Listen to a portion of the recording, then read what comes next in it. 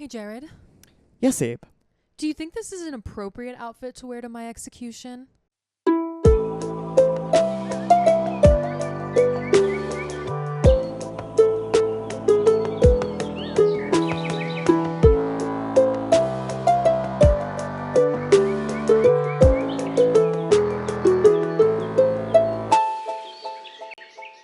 Hello, everyone, and welcome back to That's History, Babe. Welcome back to That's History, Babe. I'm Jared. And I'm Abe.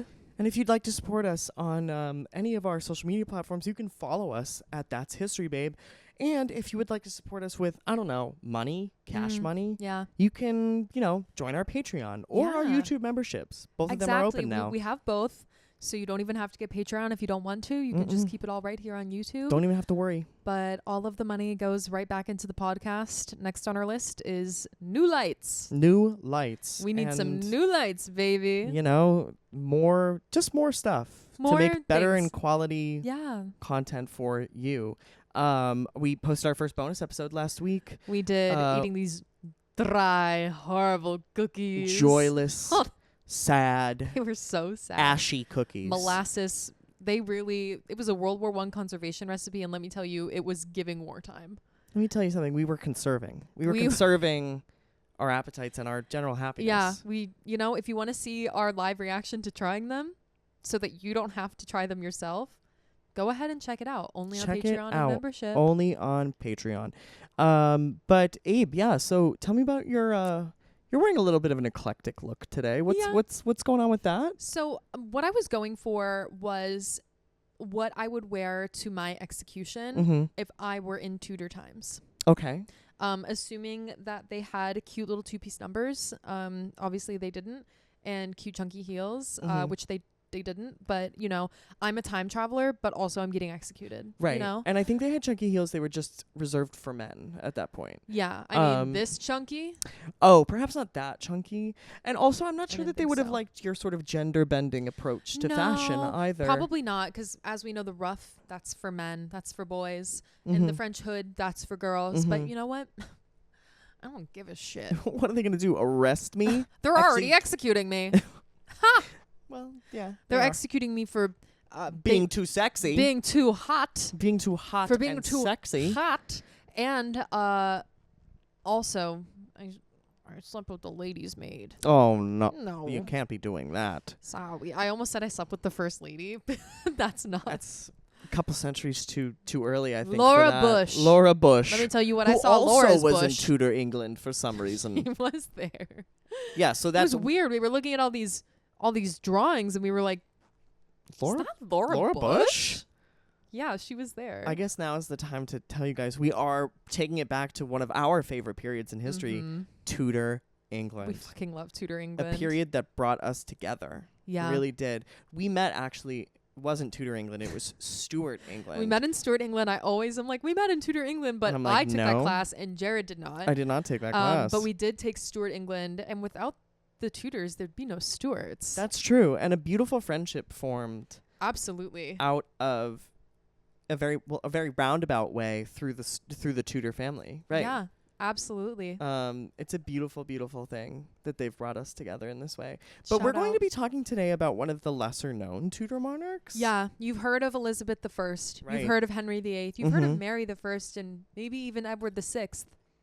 But do you guys know about Queen Jane? Queen Jane? That doesn't even Who? sound right. Who is Lady- that? Lady Jane Grey. Grey. The 9 days queen. And we're going to tell you how she became queen, why she was only queen for 9 days. Also, who the hell she is. Yeah, and who she is. Actually, really good point. We're going to establish who she is. Because I really didn't know who she was till a little while ago. I did. I mean, I knew I knew her name, but I was like... But you didn't, know much about her. Right. But I learned. Yeah. And you guys are about to learn, too. Exactly. We're going to teach you everything that we know. Exactly. Which, are there books written by experts on this? Yeah. That's not But important. you don't want to read a book right now. No. You want to listen to these two gays talk about it. And do you want to know something else? What? Books are gay. And I don't read them. Books are gay. I don't have anything to do with a book. I can't read. I know you can't. You're a woman. Oh my God.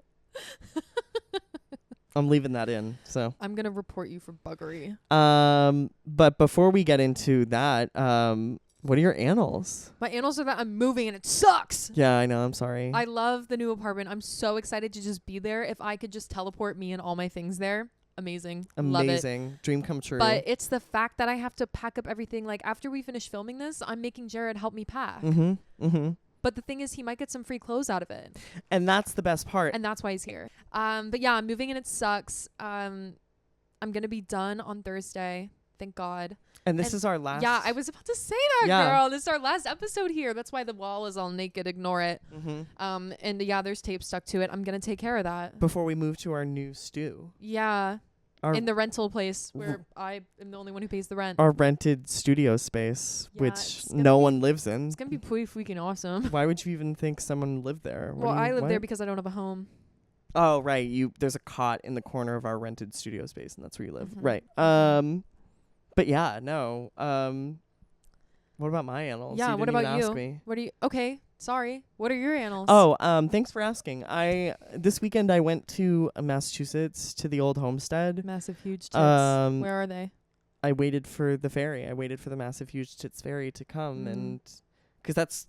For those of you who don't know, traditionally on your first night in Massachusetts, the massive huge tits fairy comes and sort of bestows large cans upon really you. Big tomatoes. And so I stayed up all night waiting for her or them or him to come. Shouldn't be him. If it's him, it's a pervert. And they never did. So whatever. But it's fine. I'll get over it. Jared. No, it's okay. I actually think that maybe there was a mix-up. And I got visited instead. Yeah, they might have gotten turned around, ended up in this area, and bestowed, unnecessarily, I might add, extra bazoombage to your bazoombas. Bazoombage. You know. Just a little, and it's a bit much. Right. And is it that is what a bit. saying? Well, I'm saying it's distracting. So you're policing my body. Well, I'm just saying, for your male coworkers, this is distracting. Who? And myself, others, I don't know about that. Others have complained. It's Who? just you don't count. That's not important right now, and also it's confidential. But who made you HR? Deirdre's HR. I just, Deirdre, have you heard anything about this? You don't need to get her involved in this right now. It's just I feel uncomfortable. It's an ongoing issue. I feel uncomfortable, and I think that it's incumbent upon you as a woman to make yourself appear. How far are you gonna go with this? How long are you gonna thinking of an off ramp for this bit, and I was like, there is none. Here's my off ramp. I have to ride it out. You're jealous. You know what? And that really hurt my feelings. And good thing I don't care. That really hurt my feelings, and that was below the belt and unnecessary. Oh, but sorry. Well, you'll be fine. At least you don't have big, huge tits, so I can't bean dip you. At least I don't have back problems. So I don't have back problems either, so joke's on you. So your tits aren't that big. Okay, cool. Well, they're big enough. Oh, God. Okay, sorry. Fuck off. Don't high-five me. Sorry. You know my hands are going to be clean. So don't complain about it. Sorry. Don't complain about it after. Sorry. When you started it. We can always fist bump. Oh, okay. Fist bump. So much better. So much better. I'm so pissed. So, Abe, what are our 5 W's for today? I'm so excited to tell you, Jared. Who? Lady Jane Grey. You don't say. She was a teenage girl who was made Queen of England for 9 days. And she was the first woman to rule as Queen of England? Yes, I think... Well, she was the first woman, proclaimed by the Privy Council to be the queen? Because there's Empress Matilda, but that's whatever. That's way back. And it's also there was also King Stephen. Right, and I think the Privy Council... it's just her and Guildford. It's her and Guildford. And we'll talk about fucking Guildford. Oh, fucking Guildford. Fuck you, Guildford Dudley. Anyway, sorry. This stupid-ass name. Stupid-ass name. There are some really dumb British names in this. So many stupid-ass names. The English really take it away for silly-as-fuck names. Well, literally I'm still thinking about Simon Sudbury. Sudbury. And also there's 15 million Marys, Margarets, Janes, and Catherines. Ugh. And also 1,000 Thomases, Johns, and... Thomases and Johns, yeah. It's like what every man's named except for fucking Guildford. Except for Guildford. Which we'll get into. We'll explain. But explain. That's the who. What? Get ready for this. Treason, plots, family drama, cousin marriage, religious conflict, a sickly child king, bribed soldiers, armaments, and that block where, as you've written, that block where they make you put your head before they chop it off. And I would just like to say that is called a chopping block. Okay, cool. Well, that's really good to know. I'm glad there's like a shorthand, because I was imagining that at Tower Hill, like as somebody's going to be executed, they're like, now, my lady, please put your head upon that block over there that we put their heads on before we chop them off. And that doesn't quite have the same like ring to it. It doesn't roll off the tongue in the same way. The chopping block. The chopping block. Ooh.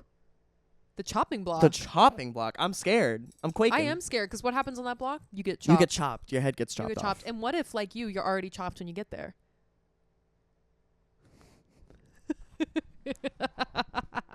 I'm leaving. I've had enough. I've had enough. I won. I'll just keep going. Go ahead. Come back here. Get back here. I've decided I'll have to give you some pet pills or something. I've decided to come back of my own accord. And it's your decision. Do you want to know where we are? Yeah. Tell me. I have an idea, but tell me. Well, first we got to say when. 9 crazy days in 1553. But July 1553. Yes. Because it's the summer of Jane's. It's a real Jane summer, It's a guys. Jane summer. Not for long.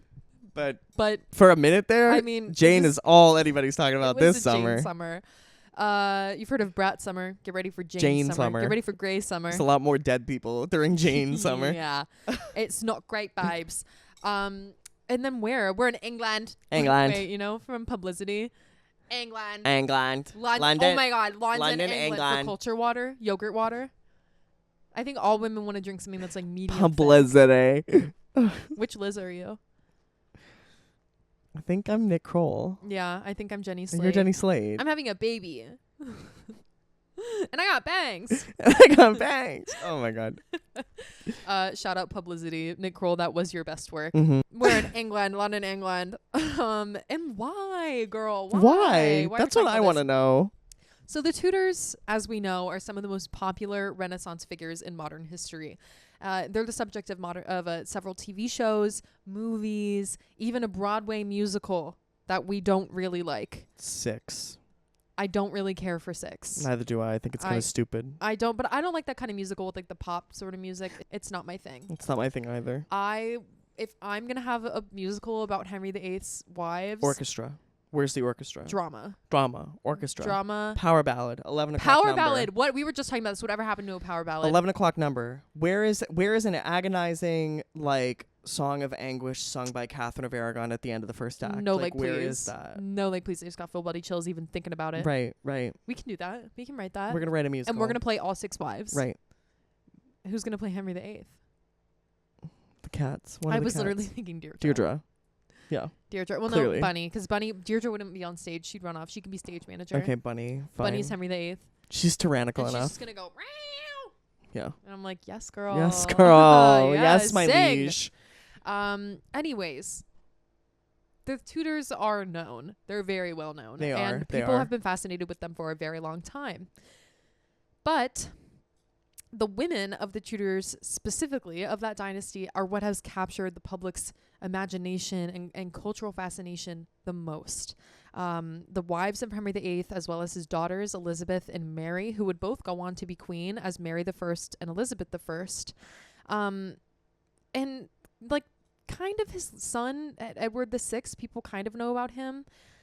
They don't really care about him that much. But today we're going to discuss someone who really doesn't get talked about a lot, and that's Lady Jane Grey. Mm-hmm. And we're talking about her because she kind of comes into the fold in a very sudden way. Jane, like many of the other women of this time, were thrust into a role in an effort to be controlled by the powerful men around her. But Jane took on her brief and new role with a seriousness and resolve that should be discussed. And her short life is one that can tell us a lot about the state of the crown, religion, and the place of women in these spaces during the mid-16th century in England. And it would set the stage for the first proper, I guess, queens of England, who ruled for longer than 9 days. Her older cousins, Mary I and Elizabeth I. Yeah. So I think that Jane is a kind of crucial part of this that's missing, because in so many stories, we hear about Henry VIII, his 6 wives, his sickly child son who dies, and then Mary is queen.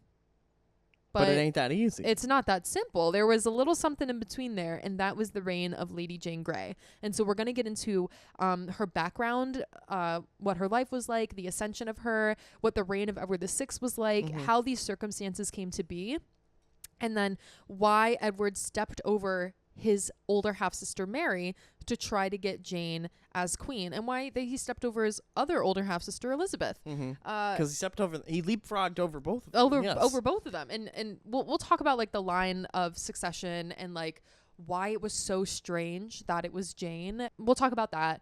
Her 9-day reign, then Mary's march to London, and Jane's arrest and her fall, what becomes of Jane, which is I feel like we've heavily insinuated what becomes of Jane at this point, but we did.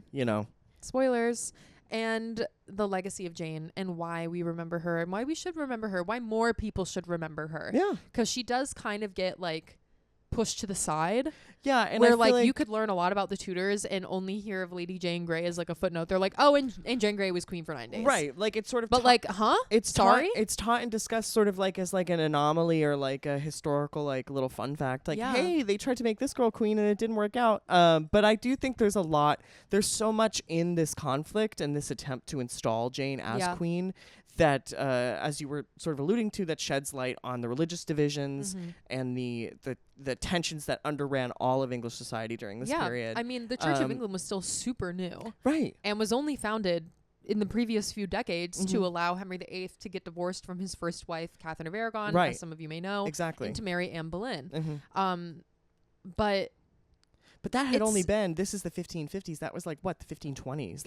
It was like a new religion had just been dropped, and it was like, this is what everyone is going to do now. Right. And so you have people who are still kind of diehard Catholics living in England because they believe like that is how they were, that was how they were raised. That was what they were raised to believe is the truth of the world. Right. And so now they're being told, no, completely different things. You have a new religion, and in some ways it's exactly the same as the old one, but there's no more pope. Instead, the king is the pope. Huh? But then it gets even more. We're getting ahead of ourselves. I know, it gets even more complicated. The reign of Edward VI, it gets even more complicated. Oh, girl, right? I know. Well, since we're talking about the reign of Edward VI, why don't you tell us a little bit more about him? I would be delighted. So. Tell us about that sickly little boy. This story, the story of Jane Grey, really does begin during the reign of Edward VI. Edward VI is the only legitimate male child of King Henry VIII. He is born in 1537 to King Henry VIII and his third wife, Jane Seymour. Some say the only wife he ever really, truly loved. Yes, but that was probably only because he didn't have time to fall out of love with her because Jane died. Because she done died quick. Within a week Jane Seymour, or so. by the way, different Jane. Jane Seymour died within like a week of giving birth to Edward. And he gave her, she gave him a son. And so he's like, oh, he's like, Jane, I love you, Jane. Oh, my Jane. So yeah, he's born in 1537 and he becomes king upon his father's death in 1547. So he's about 9 years old when he's crowned king. Just a little boy, just a wee lad. He is the last boy king of England. He's the last child king to reign over England. And you know what? Thank God. Because it never works out with these boy kings. It never works out. Who was that, Richard II? Oh, yeah. Well, it started out kind of okay. Well, he did successfully suppress the Peasants' Revolt. Peasants' Revolt video. Watch it. Yeah, watch our Peasants' Revolt video, especially before that Andrew Garfield movie comes out. Yeah. The one by what's his name? Paul Greengrass? Yes, Paul Greengrass. Him? Yeah. Yeah. I saw a big, giant cardboard cutout for that, by the way, at the Alamo Drafthouse in downtown Brooklyn. And they had one. Do you want to know where else they had one? They had one at the AMC in Kips Bay. Yep. So, and they had one at the AMC Lincoln Square. And I was like, it's everywhere. It's everywhere. And we didn't even know that they were making that movie when I did that episode. And then when we were like about to come out with the episode, we were like, oh, and what the fuck is this? And now Andrew Garfield is Wat Tyler is everywhere. No, he's not Wat Tyler. Someone else is Wat Tyler. Andrew Garfield is somebody else. Some rando, right. Who was like taking on the role of Wat Tyler, maybe. But anyway, if you want to learn more about that, you should watch that video. But anyhow, he is the last boy king of England. He is also the first English monarch to assume the throne as a Protestant. So that's true. And he's the first one that has been raised a Protestant. Right, exactly. So Henry VIII had, of course, been a very committed Catholic before his break with Rome. He was super into it. He loved the incense and the fucking stained glass and the big robes. But not so for his son Edward. Edward No. had been sort of brought up by these Tudors who were very interested in a lot of the Protestant movements and innovations that were coming about on the continent.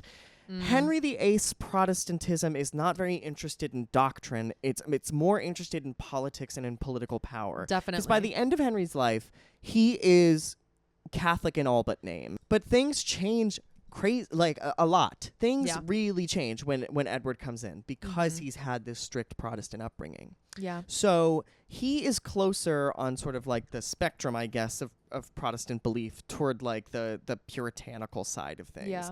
So we're going pilgrim. He destroys, religious iconography. Like something like 90% of religious art in England is destroyed.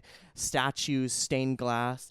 Churches are whitewashed. The prayer book is radically upended. They took all the pizzazz out and made it lame. The service is said in English. There is no more Latin Mass. The Latin Mass is abolished. Honestly, that's fine. So no candles, no relics, no more pizzazz. Yeah, it's a lot That's more. no fun. It's a lot more of a staid service. Very Protestant. Very stripped down. Very bare. Were there bones. laser shows in Christian rock? There was not. Wow. Because they're not even the cool Protestants. They're that kind of Protestant. And we all know that the laser shows in the Christian rock are for the cool coolest Protestants. ones, right? Watch televangelism. So there is a common belief, a mistaken belief, but common, that Edward was a sickly child, right? Yeah. I've always kind of heard that he was this sickly little boy, but that wasn't true, was it? It doesn't seem to be backed up by the sources. I mean, he did have certain illnesses in his short life. He suffered from what was called quartan fever.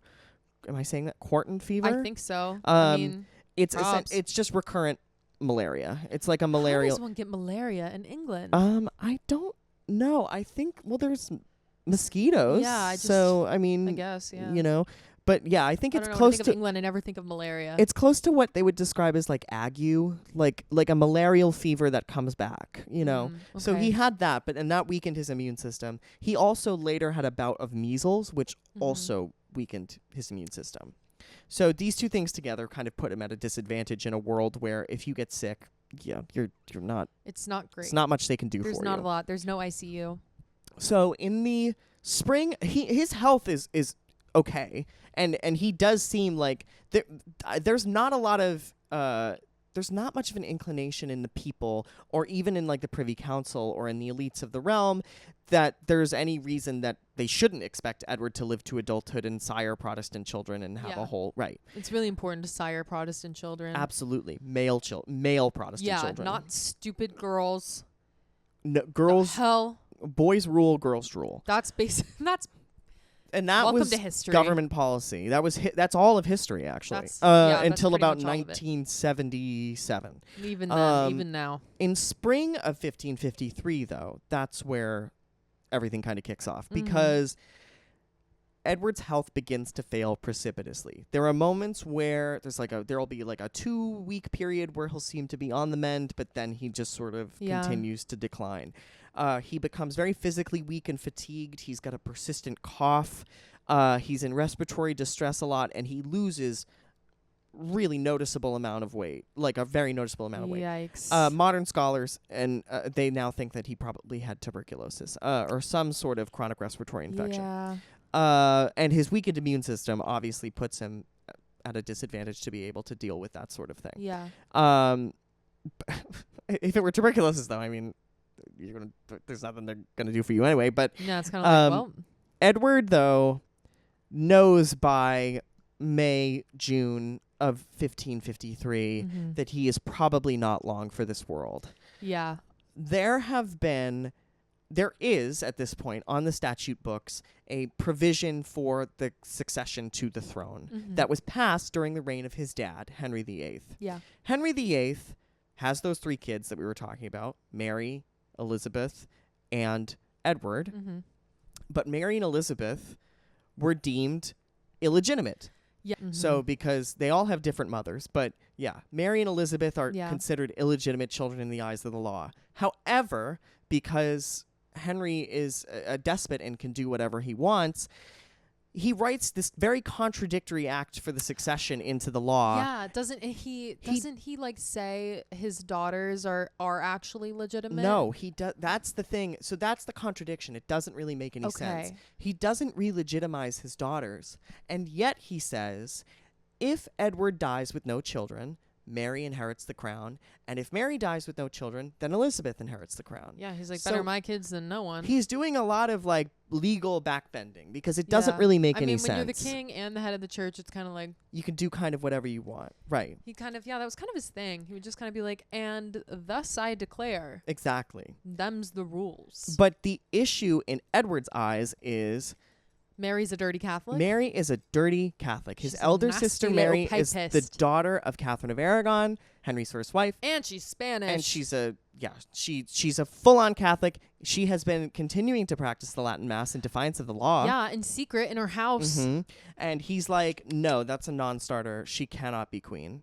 And then he also looks at his sister Elizabeth as well, and he says, I'm not down with that either. Yeah. Because if I allow the crown to pass to Elizabeth, who is the daughter of Anne Boleyn, that is a tacit admission that marriage was legitimate. And therefore, it calls into question my own parentage. Because if his marriage to Anne Boleyn was legitimate, then, the one to Jane Seymour was not. Right. Because he sure did have Anne Boleyn executed and then got with Jane Seymour, like, expeditiously soon. Exactly. So it just... Probably a bit... Because wasn't Jane Seymour her lady in waiting?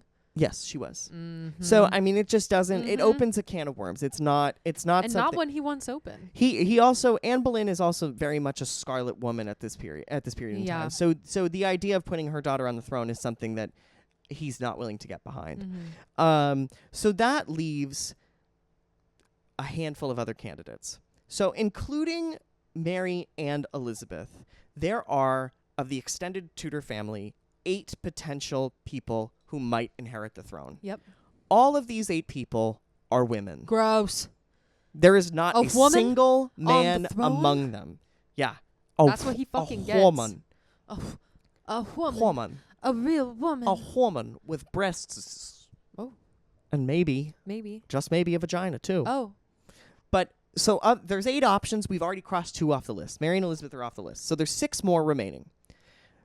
2 of those 6 are also Catholic. One of them happens to be Mary, Queen of Scots. Haha. But she and the other Catholic off the list. Yeah, absolutely not. So that leaves 4 remaining viable candidates. Can I guess some of them? Yes. Okay, thank God. Lady Jane Grey. She's one of them. Frances, her mother.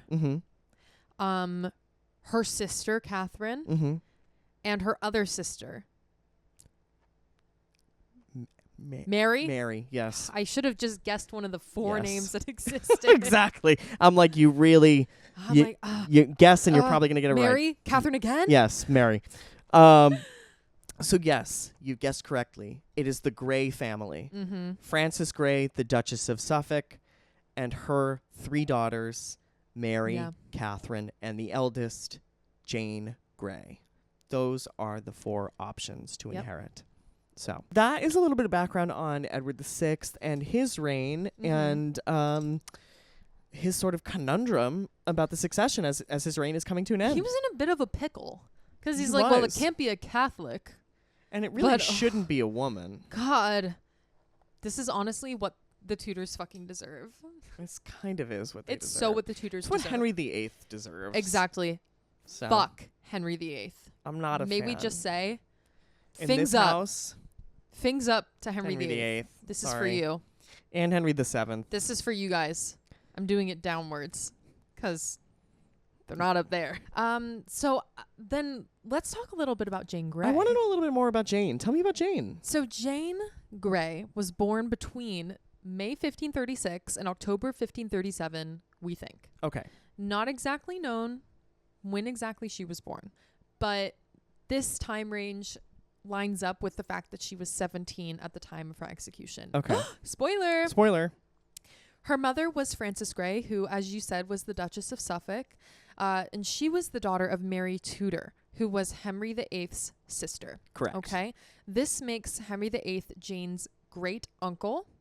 Her father was a guy named Henry Grey, who was the Duke of Suffolk. And she had 2 older siblings who didn't survive past early childhood, but then she has 2 younger sisters who did survive, named Catherine and Mary. So she is the eldest surviving gray child. Yes, Gotcha. exactly. And there was the 2 children before her. One was a boy, one was a girl, but they both died too young that they weren't even named yet. So that's sad. I know it's sad. Happened a lot in the Tudor world, though. Yeah, it did. Yeah. Jane was born, we think, at Bradgate House in Leicestershire, but she also could have been born in London. But she was definitely raised at Bradgate House in Leicestershire. Okay. And as the oldest child of a family with no surviving sons, she received a robust humanist education, similar to one that would have been received by her cousins, Elizabeth and Edward. Her tutor was a guy named John Aylmer, who was a bishop and a Greek scholar, but he was a Protestant bishop. She spoke Latin and Greek, and she was studying Hebrew and Italian. She was actually studying Italian with the same tutor who taught it to Elizabeth. Oh, right. Because I know Elizabeth also had a penchant for languages, and I know Jane had one as well. Yeah. Yeah, they both did. Academics were what she was good at. It was what she liked. I found this quote from the late historian Eric W. Ives. He has a book called Lady Jane Grey, A Tudor Mystery. And this quote really stuck out to me. To me, it was very telling about Jane's personality. Mm-hmm. And this is something that Jane said. For when I am in the presence either of mother or father, whether I speak, keep silence, sit, stand, or go, eat, drink, be merry or sad, be sewing, playing, dancing, or doing anything else, I must do it as it were in such weight, measure, and number, even so perfectly as God made the world, or else I am so sharply taunted, so cruelly threatened, yet presently sometimes with pinches, nips, and bobs, and other ways, which I will not name for the honor I bear them, that I think myself in hell. Oh my God. So it sounds like she kind of retreated into her academics because she felt this immense pressure to do everything perfectly. Exactly. Lest she get fucking pinched or slapped by her parents. Mm-hmm. Poor girl. I feel so bad for her in that situation, because that's tough for any child to be in that situation. And as will be borne out in the rest of this story, her parents, I don't think, had any regard for her as a person. No.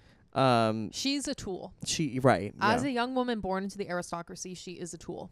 Right. For power. Exactly. Whether it's marrying her off to somebody or installing her as queen when convenient, that's her whole reason for being. Yeah. Right. Which doesn't gel with what she finds herself passionate about in her life. Which is academics and school and learning. Definitely. So I think she probably found some autonomy in that and some power in that, especially being with her tutors. Totally. But yeah, I thought that was so sad. I was like, poor girl. In 1547, she was about 10 years old. She was sent to live in the household of a man named Thomas Seymour. He was the first Baron Seymour of Sudley, and he was also Edward VI's uncle. So he was the brother of Jane Seymour. Yeah. And he would soon marry Catherine Parr, who was the widow of Henry VIII. That's right. This is where she continued to grow in her education. She was very involved in this family, and she learned, I think, a lot under Catherine Parr. When Catherine Parr died the next year, she was the head mourner at her funeral. Oh, wow. And she took that position on with a lot of honor and a lot of seriousness, and that was one of her first really public roles. And she did a great job. So Thomas Seymour kind of keeps her around as part of his household. But then he's arrested for treason in an kind of unrelated incident in 1548. Which we don't have time to get into right now. Really interesting story, but it's, we really not don't for have time today. to get into that. This isn't about Thomas Seymour. And Jane was sent back home to Bradgate in Leicestershire. Thomas Seymour, before this, though, was going to propose Jane as a bride for Edward VI. That's interesting. Cousin marriage. That is interesting, because I didn't know that until right now. Yeah. But I also know that during her time living with the Seymours, she was also, who else was living in the household at that time? Who? Princess Elizabeth was also living with the Seymours at that which point. Makes sense why they would have similar tutoring situations. Right. So in May 1553, Jane became engaged to Lord Guildford, or it's Guildford. Lord. There's a second D in there, but everybody says Guildford. Let's just fucking call him Guildford. Guildford. Guildford Dudley. Tell me about Guilford Dudley. Girl. Because he's fuck-ass clown. Guilford Dudley. He was the son of John Dudley, the first Duke of Northumberland. And her dad, Jane's dad, was a prominent ally of his father. So they married the two of them together. John Dudley was also pretty power hungry. He really wanted to get his family like as close to the royal family as possible. And so marrying his son to the cousin of the king kind of made sense. Right. And I know that like after the death of Thomas Seymour, the Duke of Northumberland takes on a lot of power and authority in King Edward's court. Like he kind of becomes the king's right-hand man. He does. He sees this vacuum that's been left and he's like, and I heard there was an opening. And I heard there was space for me. And I heard there was space for me. John Dudley. And fuck John Dudley. The Duke of Northumberland. So British. That's what British people laugh like. That is. You go into the House of Lords, it's and they all have those big like Victorian mustaches. Indubitably. Monocle. By the way, remember that monocle that we had for our first episode? Yeah. It works. It's like a working monocle. I know it is. Girl, I didn't know that. I just can't. I put it on the other day to make my friends laugh on FaceTime. I was like, check this out. Put on a top hat. Put on the monocle. And then I was like, hello? I just don't know how to get it to like fit in my eye socket. That's the problem. Yeah, I don't. But anyway. I don't know how that works either. They're probably custom. Anyways, it doesn't matter. Fuck monocles. We don't need them. So Jane did not want to marry Guilford Dudley. I wonder why. No way. Sounds like such a fucking geek. I can't. But she relented eventually, since one, she didn't really have that much of a choice in the matter, and two, her cousin Edward VI was dying. So it was important for her to get married, to be included in this line of succession. But she didn't know that she was included in this line. She had like, no idea about any of this stuff. No, literally. She didn't. She was just like, I don't want to marry fucking Guilford. She's 15. So was Guilford. She's like, I don't want to get married to him. Safe to say, she was also cajoled into the arrangement by her parents. It said that when she flatly refused to go through with the marriage, her father struck her. But that's not like, I mean, how was anything back then like totally fully confirmed in those sort of anecdotal ways? But based on what we know from a variety of sources, I mean, that wouldn't surprise me. Be out of character for him at all. No. So she is pushed into this marriage, and eventually she relents. They were married in May at Durham House in London during a triple wedding. One of the other brides was her sister Catherine, her younger sister, that's the middle one, who married Lord Herbert, Earl of Pembroke. Well, of course, the Earl of Pembroke. Lord Herbert. I want to marry the Earl of Pembroke. I don't want to marry a guy named Herbert. I mean, Herbert, you could do worse. You could call him Herbie. Herbie, fully loaded. Right. The timing of this wedding in and of itself is pretty suspect, though. The king's health is failing. Only a small group of people, which includes John Dudley, Duke of Northumberland, know that this is happening and know how bad things are. They know that the king is not just sick, but that his days are numbered. And they're all involved in the alterations in the succession that Edward is trying to make, which involves Jane, unbeknownst to her. She has no idea. Right. Now, suddenly, it's the time that Northumberland arranges for his son to marry her. Jane Grey. And it's really important that it happen now. Right now. Post haste. And also that his sister get married. Right. Or sorry, her sister also gets married. Right. It has to happen right now, today. Okay. It's very suspect. Right. It's very suspicious to me. And the eldest daughter is reserved for the son of the Duke of Northumberland. Okay. Interesting. Who just so happened to have filled the vacuum left by Thomas Seymour. So things come to a head. I'm excited. Sorry. Just like a whitehead, just like a zit. Just like a little pimple, and we're going to pop it, Things baby. are coming to a head, and we're going to pop it. Edward, in his last weeks, writes up this document called My Device for the Succession. And he goes around Parliament to change the line of succession to do this. Right. Because as we said earlier, King Henry VIII already passed that law that sort of established who was going to succeed in the order, of his children. But Edward said, Mary, my Catholic sister, fuck no. Fuck no. I'm going to just... If it's going to be a woman, then it's going to be the best of these bad options. Right. Because all the options are bad because they're all women. Because they're all awesome. Women. Exactly. So in this, he states that his successor should be a Protestant male. But if one is not available, then it should pass through the non-Catholic line of his family, which is his Aunt Mary's family, right? specifically the hopefully male future heirs of his cousin Frances, or either of her or any of her daughters. Exactly. Okay. Important to note, the first version of the document does not say that Jane becomes queen. It says actually quite the contrary. Yes. It says future hypothetical male children of either Frances or Jane or Catherine or Mary. Any of those people, if they have a male kid, that's who the king is. Yeah, even if it's a baby, we don't give a fuck. Like, but part of this would be that even though they're the heir, Frances would be the caretaker alongside the Privy Council, and the throne would remain vacant until there was a suitable heir.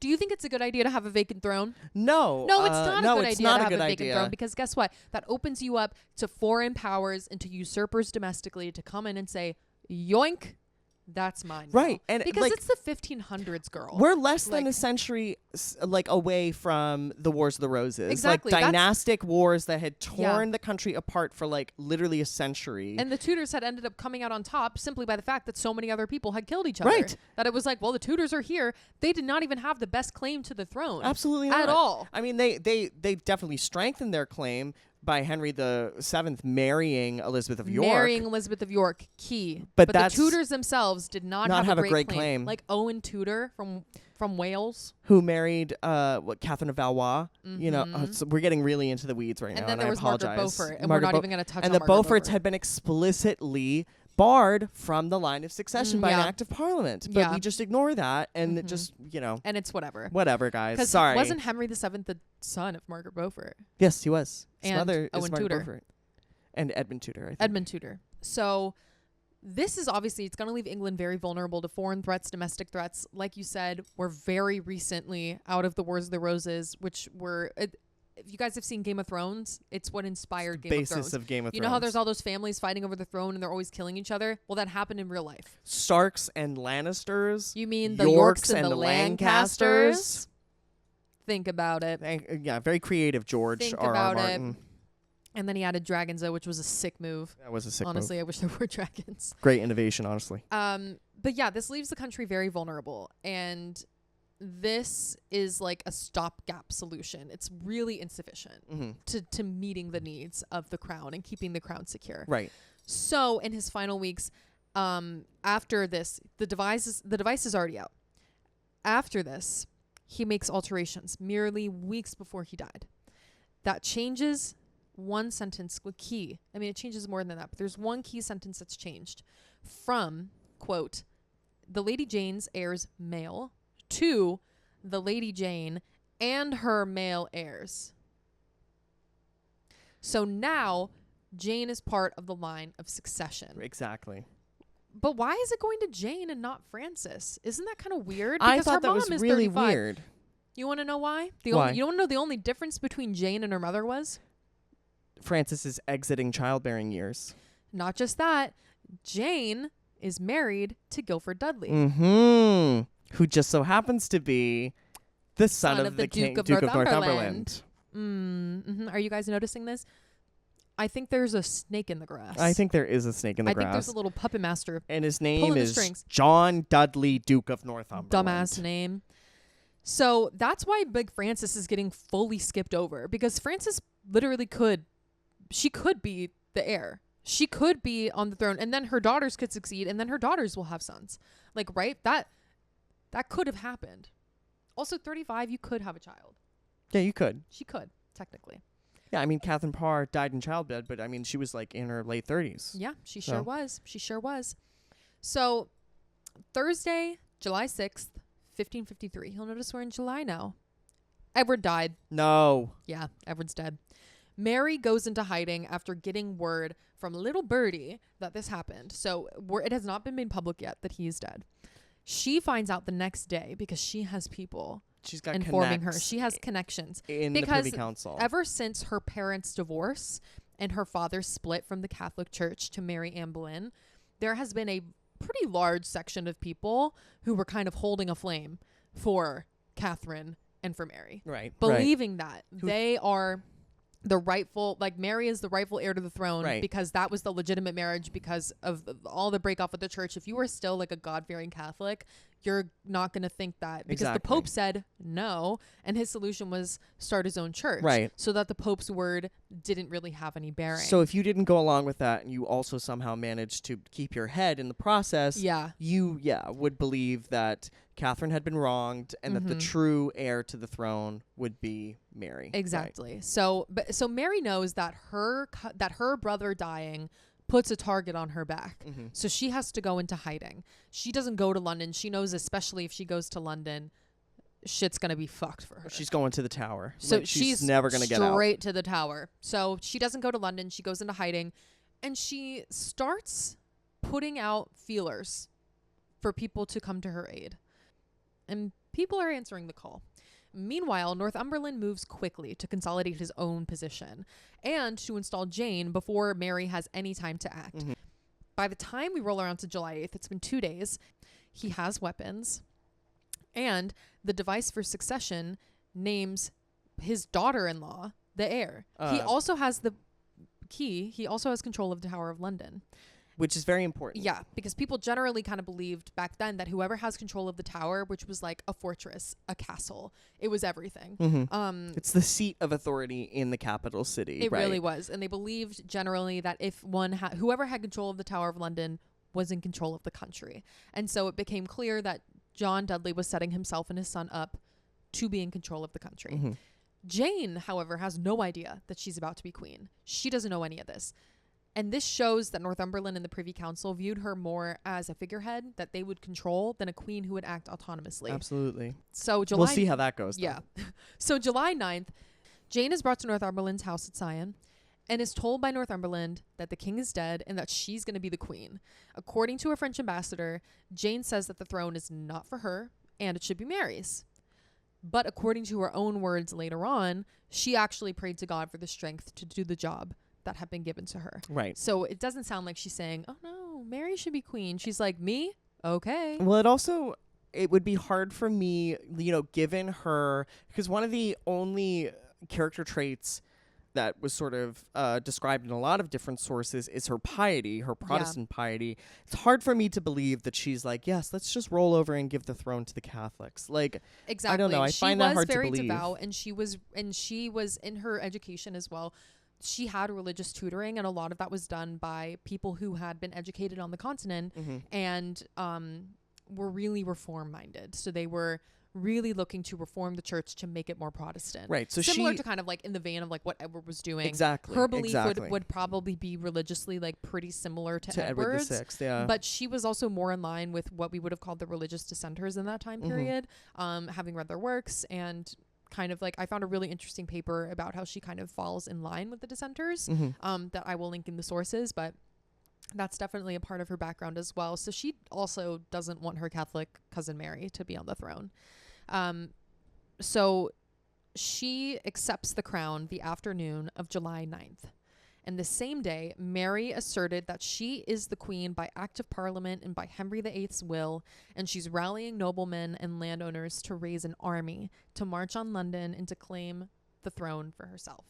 Because she believes it's not only the right given to her by parliament and by her father, but her right given by God. Exactly. So that's like, hello, of course she's gonna like get an army and go down there. Who's gonna stop me? She's also way older than them. She's like 20 years older than some of them, right? I think she's like 20 years older than Jane. Yeah. So she's like a grown ass woman who's like, and I've been waiting. Tell us a little bit about Jane's reign. Well, I think like also what happens after this. What goes along, I think, with Mary being that much older than Jane is like she's got a lot of name recognition too. Yeah. So even though she's starting from like a lower point because the machinery of the Tudor state is behind Jane, right? Jane has control of the capital. Mary is in the countryside. She doesn't have a ready-made army at her disposal. She doesn't have a lot of weapons. Yeah. But people know about Mary. They Tudor. do. She was the first royal child born to Henry VIII. Jane Grey. She's like in her 30s. Exactly. She's been around no for one a knows long who Jane time. Grey is. Jane Grey's a pretty anonymous figure. People No like, one who the knows who fuck? she is. And so for Northumberland and the Privy Council to position this basically unknown quantity to the public as the new queen is a major, major challenge. It's a really bold move too. And I think they and this is something that is going to come up in this next section. they consistently underestimate how important public will and the public's opinion of their rulers is to the success of even like a despotic ruler or like a monarch in this kind of regime. Without popular support, it's like, I think they believed that if they controlled the levers of state power, it would be enough for them to wield power. Yeah. And it's like, no. Exactly. But Jane's 9-day reign. Let's get into Jane's 9-day reign. Day one. What happens? I break it down day by day a little bit here. So July the 10th is Jane's first full day as queen. First day of queen. First day of queen. She needs one of those like signs that they give to like kindergartners where it's like, I am 5 years old. It is my first day of kindergarten. My favorite food is spaghetti. And my favorite color is frog green. First day as queen. My favorite food is gruel. My favorite food is sops. My favorite food is golden sops. So July 10th, Jane herself arrives at the Tower of London, and she makes her first public appearance to the crowds in the city as queen. And they weren't into that, were they? See, that's the problem. A lot of the sources, many of them, the sources are letters from foreign diplomats writing home to their home countries. They say that the public was, first of all, surprised to see that Jane was being put forward as queen, because who is that? They were like, well, first of all, is that her mother? Why isn't her mother the queen? That doesn't make any sense. So that's right off the bat, you're subverting the expected, the natural order of things, which does not go over well in Tudor society, where sort of hierarchies are assumed to be the basis for all order in society. Chaos equals devil. Order equals God. And so that's how it works. If you go against order, who also goes against order? Satan. Makes sense to me. Mm-hmm. So she is she's in this procession that is going into the tower. She is visible to the public. But there's another odd thing. Not only is her mother holding her train and following behind her, her husband, Guilford Dudley, is the person who is leading this procession. Why? All of the men are, even Northumberland himself, all of these men are kneeling to the queen except for Guilford Dudley. The crowds do not cheer for Jane when they see her. Get on your knees, Guilford. Literally, Guilford. Guilford, show some fucking bow before respect. your queen. Not Guilford, apparently. So, the crowd is not cheering for her, though. I think the crowd is mostly bewildered and kind of annoyed. One guy in the crowd, he even goes so far as to publicly denounce Jane. He is put in the pillory and has his ears cut off. Classic. So, yeah. Classic. Yeah, so. Not nice. So, Jane's getting settled at the tower. But the day that she arrives there, July the 10th, day one as queen, she receives a letter from Mary, addressed to the Privy Council. Oh my God. Mary tells the Privy Council that they must swear loyalty to her or face a civil war. They, of course, ignore this letter. They're like, okay, you and what army? You and what army? Well. She's like, just you wait a few days. She's like, right. So Jane writes to the Lords Lieutenant of England and commands that they support her. She may have just gotten the throne, but she is ready to fight for it. Exactly. So she's 15. As they would say on Game of Thrones, she's calling up her banners. Okay.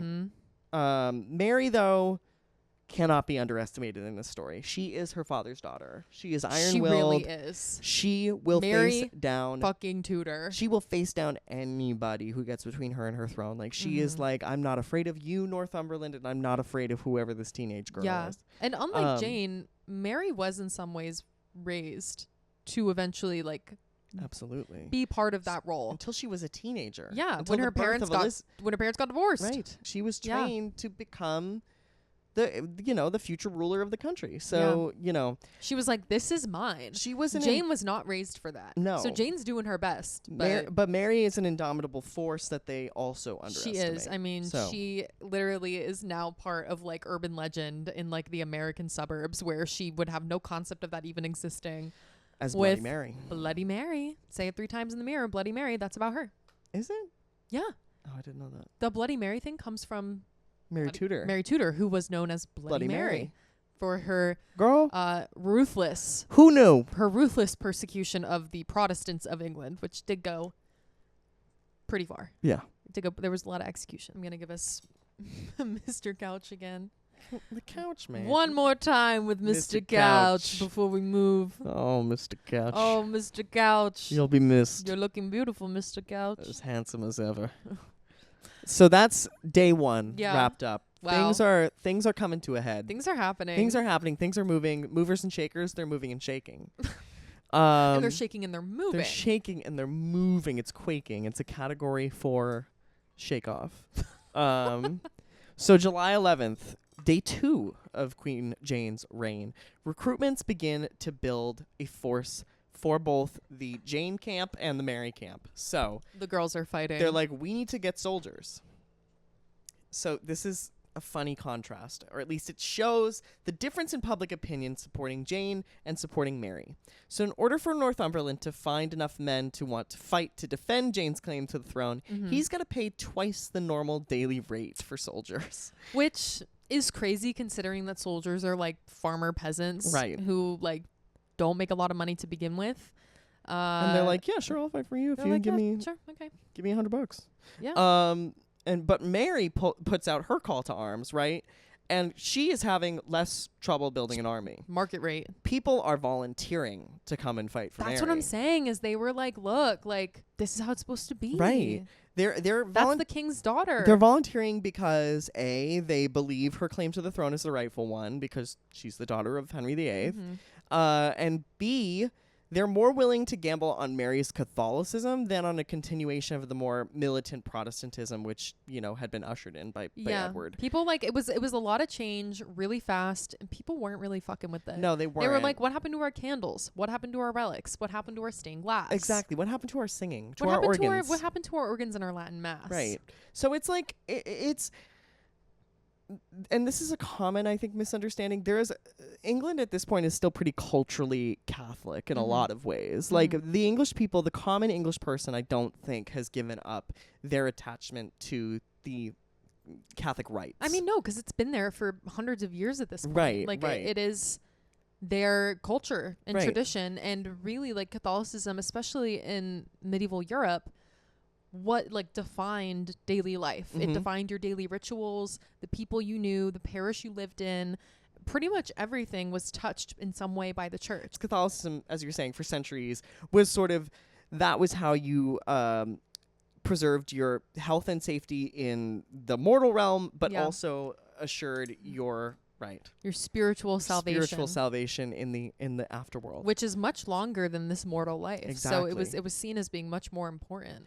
But so that's happening out in the countryside and in the streets. But in the Tower, Jane is sort of undergoing a very extraordinary transformation now that she is being has been bestowed this title and this power. She is a girl transformed. She is a girl transformed. She's Even going though through a lot. She's 15 years old. She's just a teenage girl, but she's going through a lot. She is learning to wield her power. So the Lord Treasurer brings the crown to Jane, and she puts it on. And heavy as fuck. He says to her, well, we're going to have to make another one for Guilford. For Guilford? And she says, oh, no. Guilford isn't getting shit. She's like, the most that Guilford's getting is a dukedom, okay? I am the queen. She's like, hello. So let's get that straight. That sets Love off. That That Northumberland's sets off. Like, what the fuck? Yeah. It's like the only reason we wanted you to be queen was so that Guilford could be the king. It sets off a fucking Can you firestorm. imagine King Guilford? Jure Ixoris, like literally don't even get me started about King Jure Ixoris, in Latin meaning by right of his wife. Bullshit. Absolute baloney. So yeah, but the Privy Council is not happy that Jane has now staked out this position. But she is it's proof that she's a much more interesting individual than I think a lot of the records would have us believe. Absolutely. They were like, oh, we can just control her. And she's like, I don't think so. Exactly. Like this is a woman. I've had a humanist education. I know shit about things. I was brought up by, smart, intelligent, tough as nails women like Catherine Parr, like Mildred Cecil, the wife of Lord Burleigh. Like, come on now. I know what I'm doing. And also, I'm a Tudor woman. Yeah. Like, period. I'm going to fight for what's mine. And she thinks that this throne is hers. So, it's an interesting development, but it definitely causes some of those fissures within her own base of power to become more visible, I think. So that's day 2. Day 3, July 12th. the call to arms that Mary has sent out, it's really starting to gather steam at this point. She's gaining momentum. Mm-hmm. But back at the tower, Jane says, okay, if we're going to have a war, I got to make sure I got my best military commander guy on this. Yeah. Who does she pick? Northumberland. So she's like, not John okay, Dudley. Duke of Northumberland, John Dudley, you're going to lead my soldiers in the field. But she makes a big miscalculation in doing that. The Duke of Northumberland was really the only voice powerful enough to unite the Privy Council behind Jane and make sure that everybody was kept in line. Mm-hmm. So when she sends him out into the battlefield, right, she is creating a power vacuum within her own Privy Council. Mm-hmm. And I don't think she really recognizes the kind of danger that puts her in, because now there's nobody to keep, sort of the rabble in order. There's nobody to keep these elites strongly in line behind Jane. Yeah. So now they're questioning, why the hell are we rallying behind her? Well, they're like, I don't know. She said, we're going to put this 15-year-old girl is going to be the sole ruler of the country. We thought we could keep, a leash on her. And then Guilford could be king. Guilford was king, but of course the person who'd be pulling the strings would be Northumberland. Yeah. So, but now it looks like that plan is out the window. But the next day, Northumberland and 2,000 troops, they ride out of the city to go face Mary. They're very confident. They have a lot of weapons. Mm-hmm. They have 30 pieces of cannon. Those 2,000 men, most of them are cavalry, so most of them are on horses. And they know that they're going to be facing a lot of, peasants and farmers in the field. Yeah, foot soldiers. Foot soldiers with spears and stuff. Yeah. But as he leaves the capital, Northumberland and his army are not cheered by the public. They are met with silence by the public, which is not a great sign. No, not a good sign for if you come back. Exactly. And so it's just yet another sign that the public is not really rallying behind this whole Jane Grey is going to be queen thing. Meanwhile, Mary is building up her army, and public opinion is palpably and visibly swinging behind her. So there's this one example of this guy, Sir Thomas Cornwallis. He is the sheriff of Norfolk and Suffolk.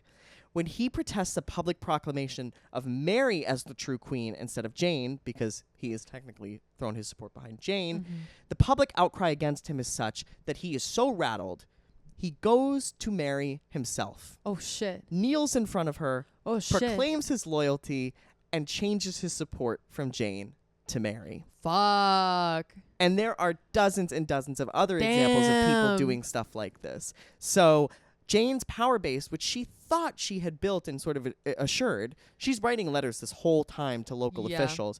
And she thinks that she is shoring up her power base, but as much as it's like trying to, it's like building a sandcastle in the tide, in the tidewater. She's building up these structures that just keep getting washed away because with every day, Mary's sort of consolidation of power is advancing. And I think, again, this instance is another, it's another, time where we see Jane's relative anonymity really playing against her. Yeah. Because, again, if I'm Thomas Cornwallis, I'm thinking, who the fuck is Jane Grey? I'm looking at all of my people Yeah. in Norfolk and Suffolk and being like, I don't know. They're really not hot on this Jane chick. I gotta hedge my bets here. This whole scheme is transparently a maneuver by the Duke of Northumberland, who is universally hated throughout the realm. Because he put down this rebellion. That's right. Brutally, just a few years before this. In 1548, there was a popular uprising in the countryside. We won't go into too much detail about the uprising.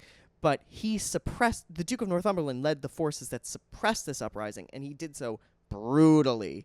And people remember this. This is only 5 years ago. Yeah. So they're like, fuck this guy. He's trying to pull the strings and insert himself into some role of power behind the throne.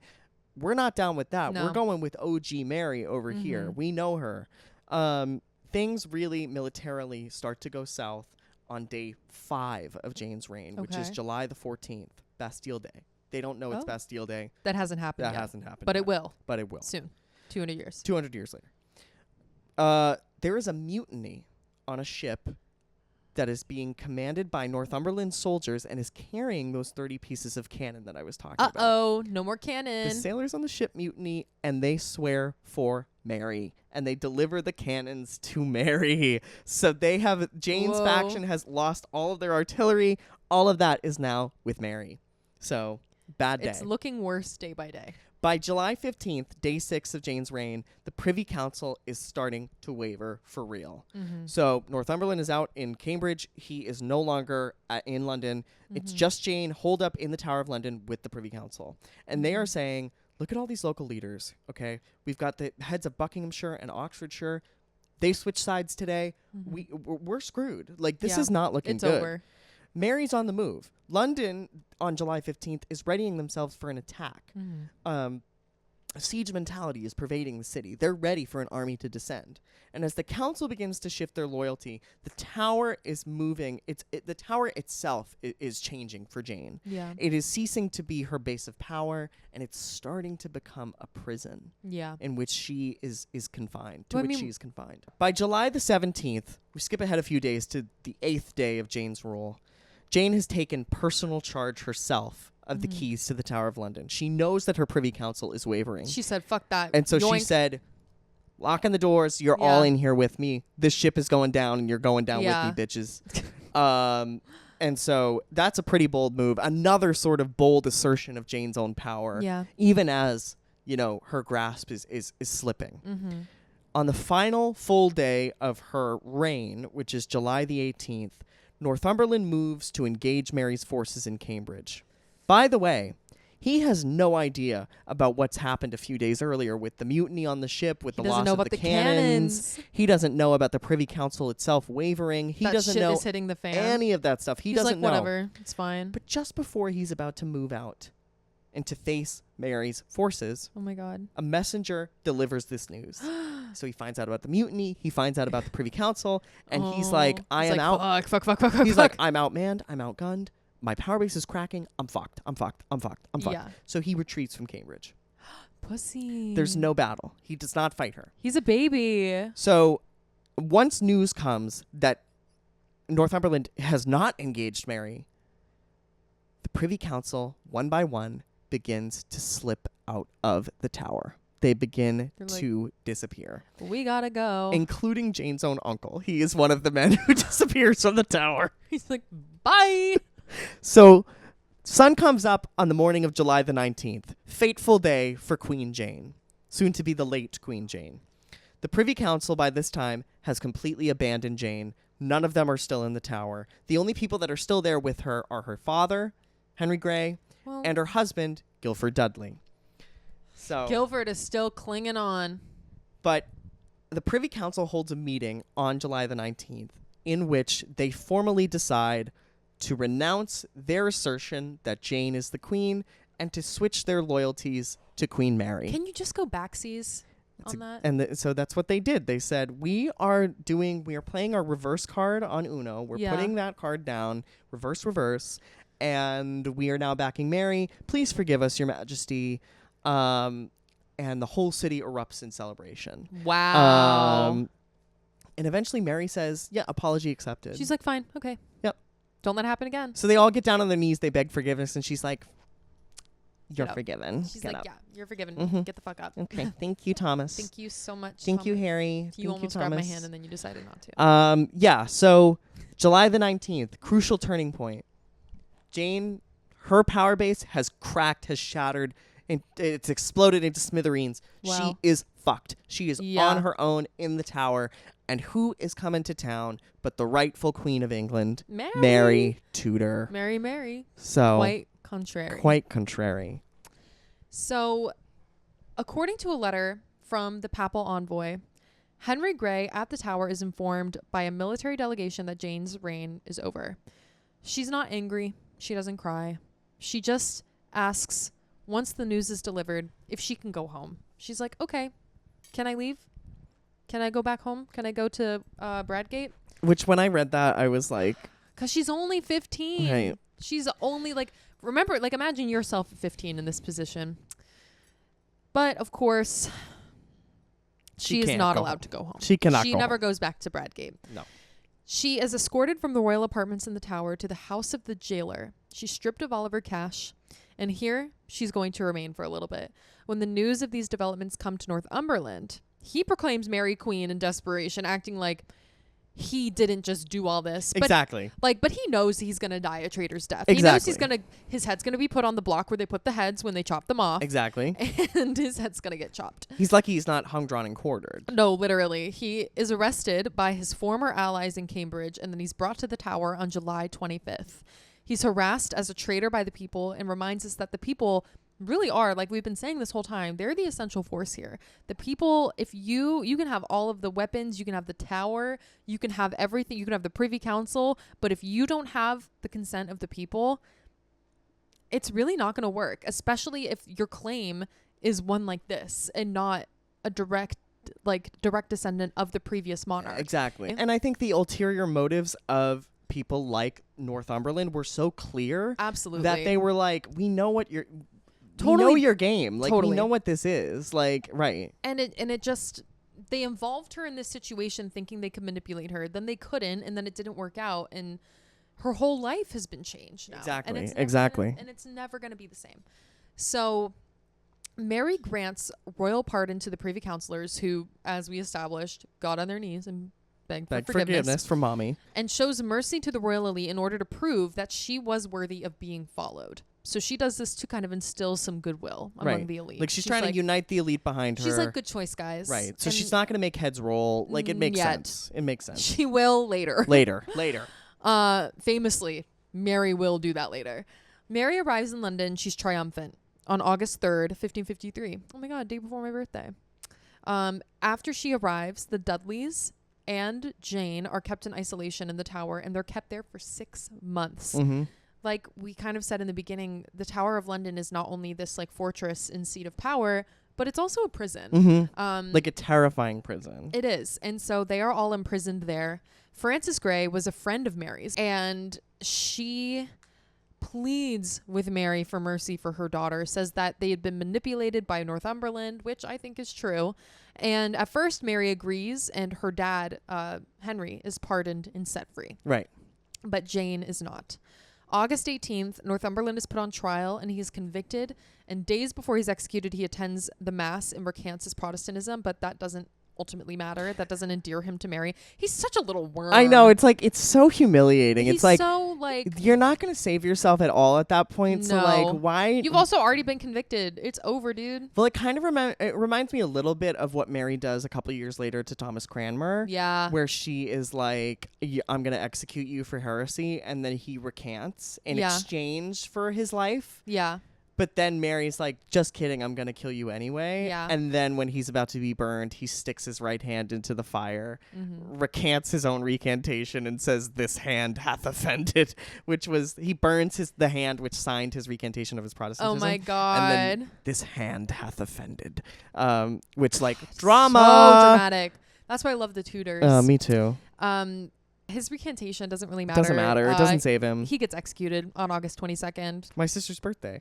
Oh my God, so many like birthdays. The Happy Duke birthday, of Northumberland died on that day. And he sucked, so it's fine. He sucked ass. On November 13th, after months of prevarication by Mary, Jane's public trial begins. She's tried alongside Guildford. You know Guilford Dudley? I do know Guilford Dudley, sadly. Guilford Dudley? Against my own will. I've the learned only about guy Guilford I know Dudley. with 4 D's in his name. They both plead guilty to treason, and they are both condemned to die.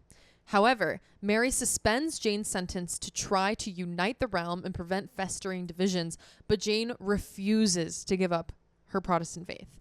She would have been brought back into the realm if she had converted to Catholicism. Exactly. She had recanted, but she refuses. She won't do it. And not only will she not do it, she won't even go quietly. No. Like, no, she won't.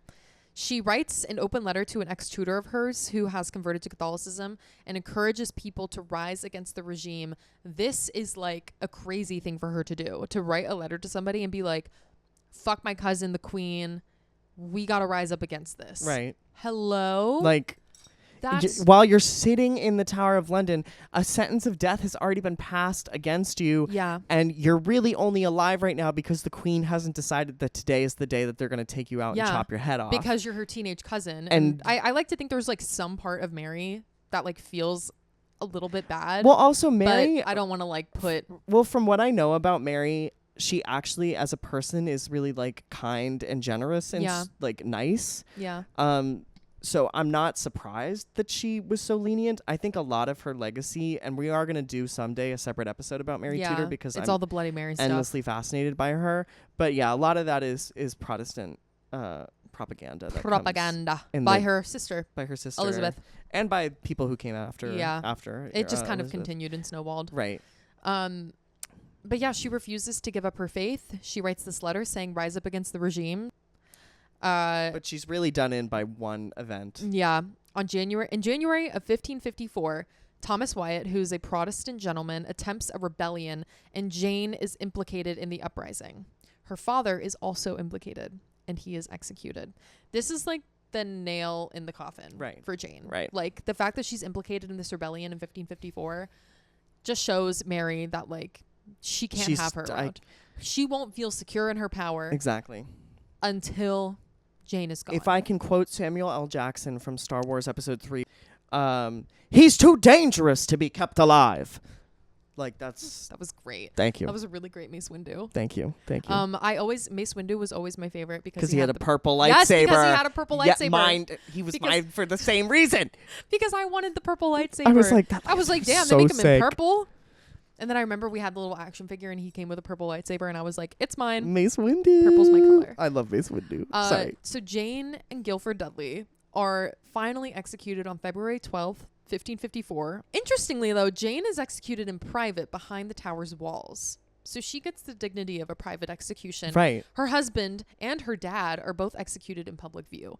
And back then, in Tudor times, when there was an execution in public, it was like, an event. Let's go, guys. Right. It was like, you know how there's like the fireworks on Coney Island every Friday in the summer? Exactly. It was like that. It was like that. But with the gallows. Exactly. And the chopping block. The block where they put people's heads before they chop them off. Exactly. And so that is the end of Jane's short life.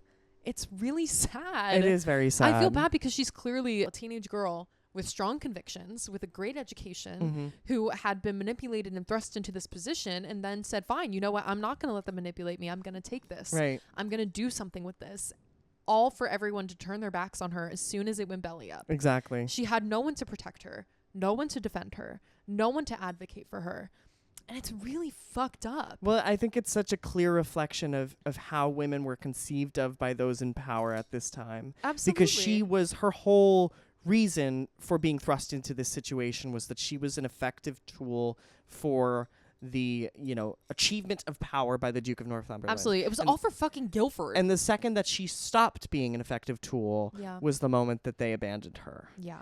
And so... And it's just, it's terrible. It really does show. And it also shows how strong the divisions of Protestantism and Catholicism were at this point in time. Exactly. But how Protestantism didn't quite have the strength that it would end up having by the time we get to like Elizabeth's reign. It's such a emblematic event of the divisions that will only continue to grow in England and beyond in the centuries to come. I think the story of Jane obviously contains a lot of different... Wait, one more thing, because it also shows how precarious the crown is in the decades and the centuries following the Wars of the Roses. Right. They just wanted a stable monarch. Right. So that they could have stability in their kingdom. And the Tudors offered that. Promised that. Yes. And they promised that, and they delivered that more effectively than the people that came before them, and certainly more so than the Stuarts that came after them. The Stuarts are my favorite dynastic family. I'm obsessed with the Stuarts. We will be talking. Because we met in Stuart England. The fact that they are only in power for like 111 years and they absolutely just fucking... Crazy. They run through that country like so a many fucking gays. Taco Bell meal through my bowels. Alternatively, like me, through a party box of Taco Bell tacos. I am obsessed with the Stuarts, but we will talk about the Stuarts as well. We will talk about them. We will. We'll break out the French hoods again. Oh, yeah, boy. And, and now we're sort of like in this place in Tudor history where like there's a whole musical about Henry VIII's wives. Not that I think that we shouldn't be talking about his wives because, divorced, beheaded, died, divorced, beheaded, survived is quite the historical story. Mm-hmm. But now... like Jane Grey has been like relegated to being like the Dunice of the Tudor women. And I'm just so like, why isn't anyone talking about this? Well, she's worth remembering. She's definitely worth remembering. Worth remembering for all of the reasons that we have been talking about. Yeah. And I think particularly she is emblematic of the premium that the people of England were putting on stability at this moment 100%. In time. They were not willing to take a gamble on somebody like Lady Jane Grey, who had such a tenuous claim to the throne. Yeah. And so not clearly, a lot of support, very young, inexperienced. So clearly was being put forward so that a particular faction within the aristocracy could seize control of the throne. The fucking Dudleys. The fucking Dudleys. So really, like, the blood of Jane Grey is on John Dudley's hands. He brought that girl to her death. And let me tell you something. John Dudley's son, Guilford? his other son, Robert Dudley. Oh, yeah. The Earl of Leicester. Sorry, I forgot Robert Dudley is his other son. He's Elizabeth I's favorite. So the Dudleys don't really go anywhere. So no, they don't. They're still hanging around, clinging on. Well, hanging out with the Virgin Queen. Are they still around? No, they must be dead by now. Well, no, I meant back then. Like, by the time we get to Elizabeth. Not, like, today in 2026, girl. No, let's use our thinking skills. So long legacy of Jane and the Tudors and God, I love talking about this topic. Me too. It's so much fun. But I mean, I guess I want to tie us off with a question, like, was she an innocent victim? What do you think? I think yes, insofar as she was sort of put forward into this situation without any foreknowledge or input on her part. Yeah. She was told she was queen. She was like, you're going to be queen. But because your cousin's dead. She didn't behave. I don't think she allowed herself to become a victim once she was put in that position. Yeah, I mean, I think she tried her best to have whatever autonomy she could. She was willing to assert whatever power. She was willing to assert power once it was at her disposal. Yes. So to me, I'm like, I don't think that she was allowing herself to be a victim to circumstance. I think she was faced with this situation and then tried to do something with it. It just didn't work out. Yeah, so. I agree. I would say a little bit of yes, a little bit of no. But either way, shouldn't have been executed. She should have been more ruthless. She should have killed more. I think Mary should have just been like, I'm sending you to fucking France. No. Goodbye. Oh my God. I would never. I'd be like, I'm keeping this girl where I can see her. I guess, yeah. We could send her to the Netherlands. The hell was going? They had their own problems. Or we could send her to a plain pine box 6 feet underground. Oh, Jesus. I think Mary made the right call. I feel bad. Wow, that's pretty. That was crazy. That was Jared. crazy for me to say. I'm sorry. Crazy. She was. The spirit. Were you possessed by the spirit of Mary? I was just possessed by the spirit of Mary. I'm sorry. Wait, are you a Protestant? I'm a Jew. Oh my God, that's a problem. Even worse. If you want to follow us at That's History Babe, do it. Join us on Patreon. Cool, fun stuff. It's always coming up there. Yeah, 2 bonus episodes a month. So yeah, and I think that's pretty much it for us. Do you have anything else? Nope. No. All I would say is I hope you all enjoyed my very fierce look today. Jared was a little bit of a naysayer when I first came out in it. I just thought she was doing a little too much, but whatever. Do you guys think there's such a thing as too much? Because I don't. I don't personally think. I want you to live your truth, and I want you to be happy. Thank you. I'm a supportive mother. Thank you. So. You're no mother of mine. My daughter. Oh my God. Well, anyway, I'm Jared. And I'm Abe. And that's History, babe. We'll see you next time. Bye, everybody. In the new studio.